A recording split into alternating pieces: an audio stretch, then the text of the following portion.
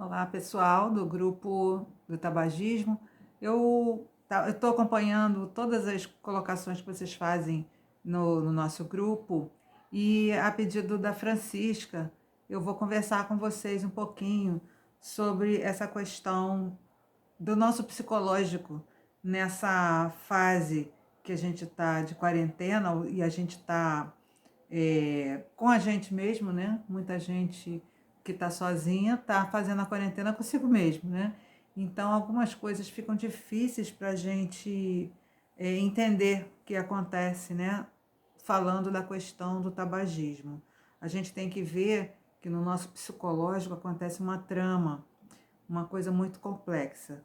É, e também a gente tem que entender que o tabagismo, é, quando a gente fala em tabagismo, a gente está falando de uma dependência, que é a dependência do consumo do tabaco, né?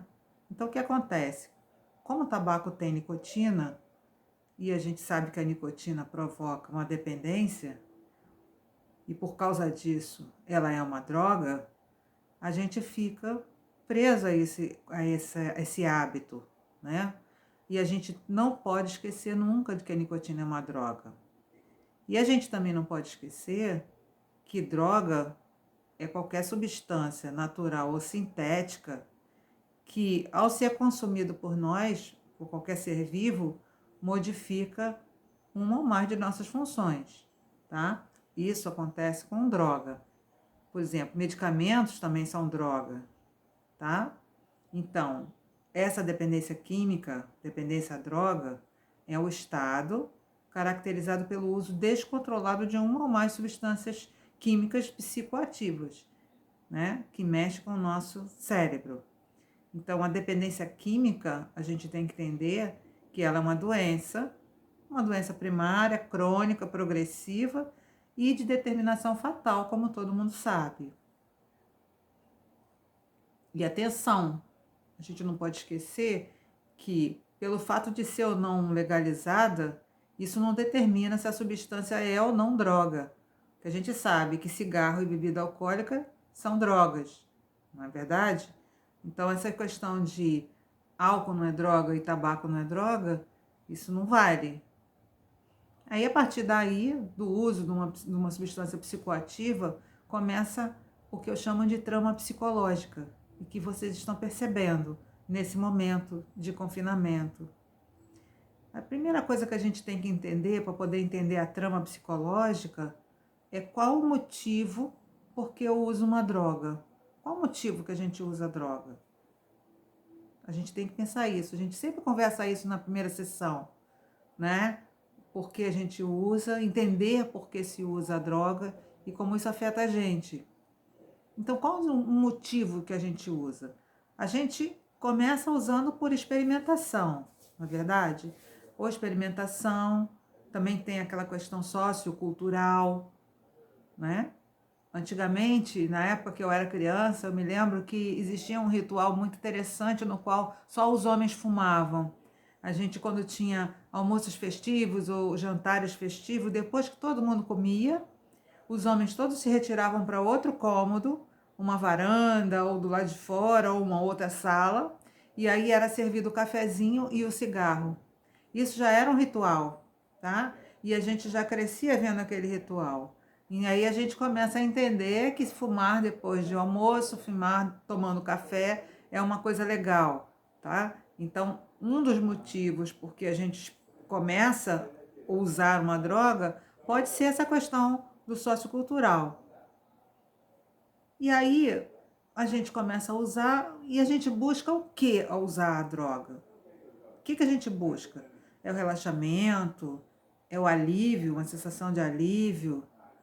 É a concentração mental? Tem pessoas que fumam para se concentrar, para fazer um trabalho, para redigir um texto, para fazer alguma coisa que precise de criatividade, não é? É euforia?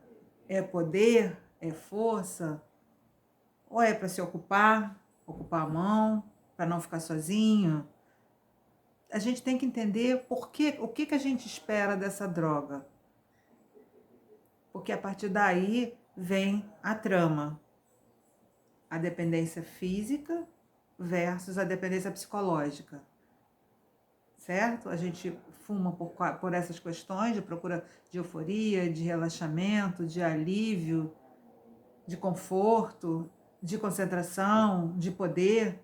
E tem também a questão física, que você precisa usar determinadas quantidades da droga para poder se sentir bem. Aí você pode ter 3 situações aí, que a gente chama de controle transitório, perda do controle e defesa. O que é isso? O controle transitório da droga. Você acha que tem um controle sobre o uso da droga, né? A gente vê isso muito nas pessoas que pararam de fumar, ficaram anos sem fumar ou meses sem fumar, e aí voltam a fumar por uma questão da vida, mas aí acha que tem um controle transitório dessa droga. Quando fuma, ela sente um alívio momentâneo, mas ela acha que pode fumar quando quiser, né? Ela acha que tem um controle do uso da droga. Mas acontece a perda do controle. Por que acontece a perda do controle? Porque se a gente associa fumar no alívio do estresse, a gente vive num mundo cheio de estresse. Olha o momento que nós estamos vivendo, não é verdade? Então, você fuma por causa dos problemas, que são muitos, né?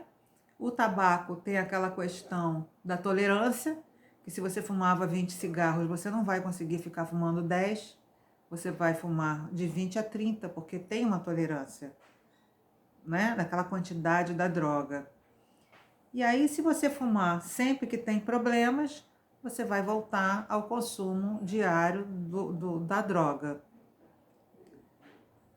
E depois vem a parte da defesa, que você se justifica, que você nega. Não, eu não voltei a fumar, eu fumo quando eu quero, né? E você justifica, não, eu fumo porque por causa disso, por causa daquilo. Não, eu fumo por causa do estresse lá em casa, eu fumo porque agora nós estamos presos aqui, eu fumo porque eu tô com medo de pegar essa doença, eu fumo porque não sei quem tá doente, muito doente, pode morrer. A gente vai justificando o uso da droga, tá? Ou então a gente vai negando, não, isso aí eu tenho controle, não é bem assim, eu não voltei a fumar, quando eu quiser parar, eu paro. E também tem a racionalização, que você vai explicando. Não, isso aí é o seguinte, é muito difícil de parar, né? Eu já li na internet que essa coisa não é bem assim, não funciona assim, vai se justificando, vai racionalizando o uso e aí vai continuando a usar, tá bom? Aí os sistemas da trama psicológica, você tem o prazer, tá? O primeiro sistema é o prazer. Você tem um alívio psicológico para o desconforto. Você está muito estressado. Ao invés de você respirar, você pega o cigarro, você fuma e você sente aquele alívio. Gente, olha só, o cigarro me alivia demais, né? Tem o sistema de autoconvencimento, que é aquele, não, eu estou fumando agora, eu fumava 40 cigarros, estou fumando 20. Quando eu quiser parar, eu paro. Tem o sistema de vinculação, que é muito poderoso, que você vai vinculando o cigarro a outros comportamentos. Então, não, eu não voltei a fumar, eu só fumo quando eu bebo cerveja. Eu só fumo final de semana quando eu tô com a galera. Eu só fumo se eu tiver tomando um café, uma coisa assim, né? Eu saio com os amigos. E aí você vai fazendo vinculação com determinados comportamentos e você vai ficando presa nisso aí, tá? Tem o sistema de desconforto físico, que é aquela coisa que você... Poxa, eu fico sem fumar, eu fico muito desconfortável, sinto muita coisa, muito, sabe, muito ruim, né? E tem o sistema autopunitivo, que também é para punir o outro. Tipo assim, eu fico com muita raiva, fico muito nervoso, eu desconto nas pessoas, tá bom? A gente tem que perceber toda essa coisa da rotina, dessa trama psicológica que faz com que a gente continue a fumar, tá bom? Então você tem uma rotina de fumar, você fuma e se sente bem, tem uma recompensa, mas você quer deixar de fumar, aí você deixa de fumar, aí você não aguenta, você volta para a rotina e você fica nesse círculo vicioso. Tem gente que fica nesse círculo vicioso durante 2 meses, 3 meses, aí volta a fumar. Ai, mas é o que eu quero é parar de fumar. Aí consegue parar de fumar, papapá, papapá, aí volta a fumar. A gente tem que ver como é que a gente está se boicotando ou então se deixando levar por essas coisas da cabeça da gente, né? De achar que o cigarro conforta, de que nesse momento você precisa muito fumar, porque senão você não vai suportar. Claro que você vai suportar. Todo mundo está suportando, todo mundo está sofrendo. Você consegue sim, consegue. Se você tiver que ficar internado, você vai conseguir, né? Ok? É isso, gente. Vocês podem pedir para eu falar se isso vai ajudar vocês alguma coisa.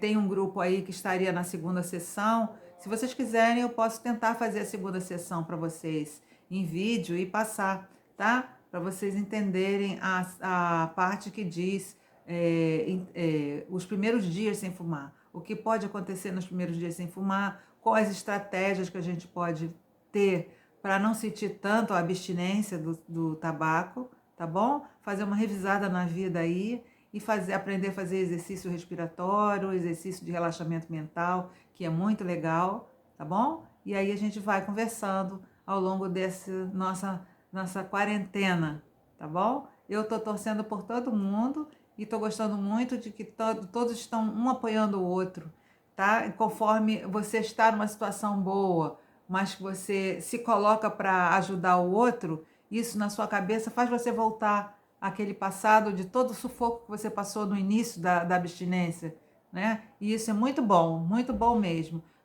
Quem está no início da abstinência, aproveitem bastante as dicas que o pessoal está dando, porque eles já passaram por isso. Então, eu estou falando assim com propriedade, né? Estão dando dicas genuínas para vocês, tá bom? Um abraço para todos e boa sorte. Eu estou torcendo por vocês.